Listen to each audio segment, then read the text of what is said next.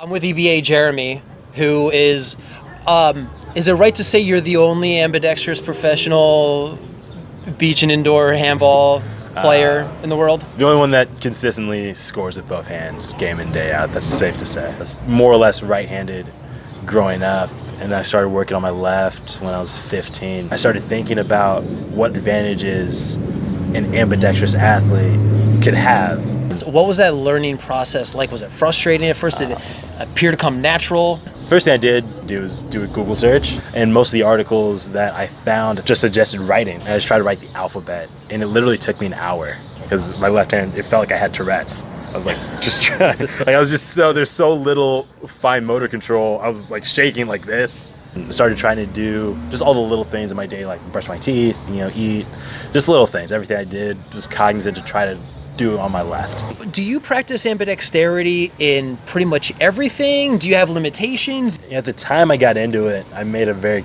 concerted effort to do everything I could ambidextrously. And it's more or less a way of life at this point, where if I'm learning any new thing, I try to be cognizant of learning it on both sides, and really learning it on whatever side I find less intuitive. I found from a cognitive perspective, that's how I've reaped the most reward. But essentially manual transfer learning is how I approach cognitive development and skill learning in my day-to-day life. You take a step back to ultimately take 3 steps forward. The earlier you start, the better. You can do more reps, you can actually train more if you incorporate your non-dominant hand. As a baseball player, I could throw a ball 100 times before my arm gets fatigued to a point where I can't do any more throws. As an ambidextrous athlete, if I do 75 throws to my right and 75 throws to my left, I get 150 throws in.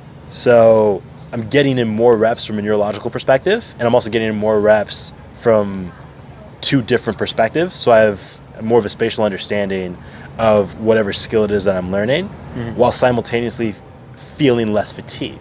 If you could perform ambidextrously, there are a number of benefits across a multitude of sports where you offer yourself options that a unilateral dominant person does not have in competition. You just recently came back from Brazil, and you felt that since you just been trying urban rail walking, here and there, that you've been feeling a bit of a difference. Yeah, I feel as if there was something I tapped into from a spatial intelligence standpoint that wasn't there before.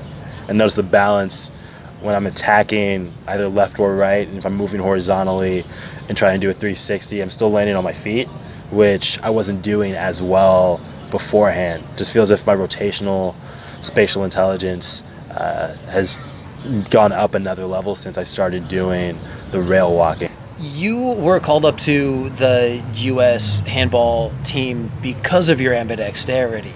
Hey, yo, check this out. Left-handed shot,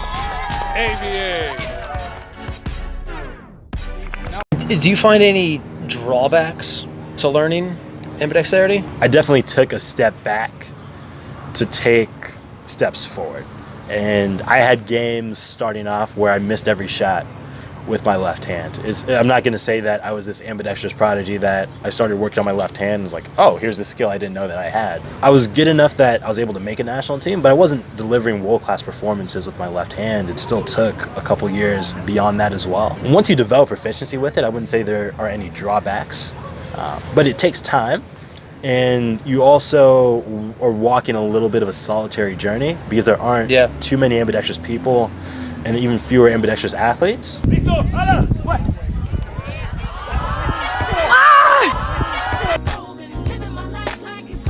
Depending on your sport, there are only so many coaches that are, one, willing to accommodate you trying to play ambidextrously.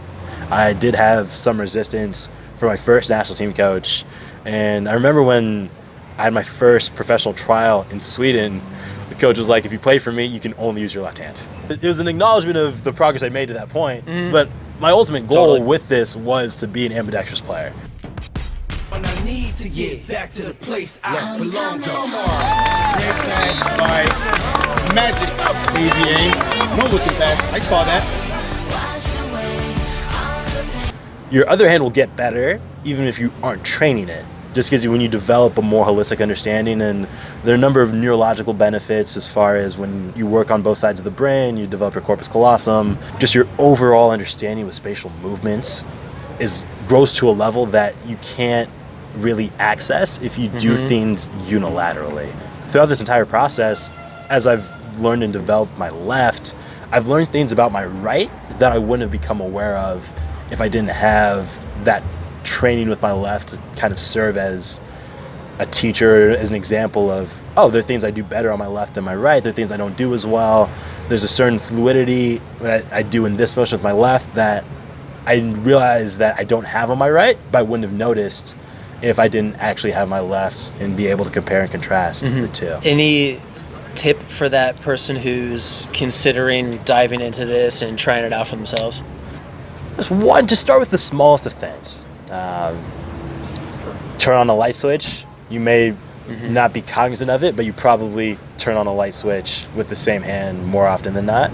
We start with little things. Just one, it develops a body awareness, and there's so many hidden benefits and things that you unlock throughout a journey. You mentioned you being able to walk rails for the first time in your mid-30s, and I found that there have been a number of things that I've picked up recently that I haven't really trained or didn't necessarily take a class on, but I was able to do. It streamlines the process for you to learn new things. I think it makes you a better learner. I feel as if those type of moments where I learned something new just through looking at somebody do it for the first time is something that I'm able to do now that I wasn't able to do before I started training ambidextrously. Got a number of handball related accomplishments. I didn't start till I was 22. 22 is when we won Pan Ams.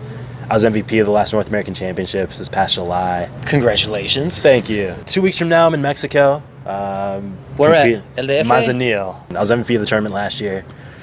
We came in third, so we're hoping to win it and hoping to repeat as MVP. I'm really just pushing the envelope of how I can leverage the fact that I can utilize my right or left hand, and I'm just having fun with it. It's just fun for me to train now, and I'm just trying to figure out how to become a more intelligent athlete every year and do so ambidextrously.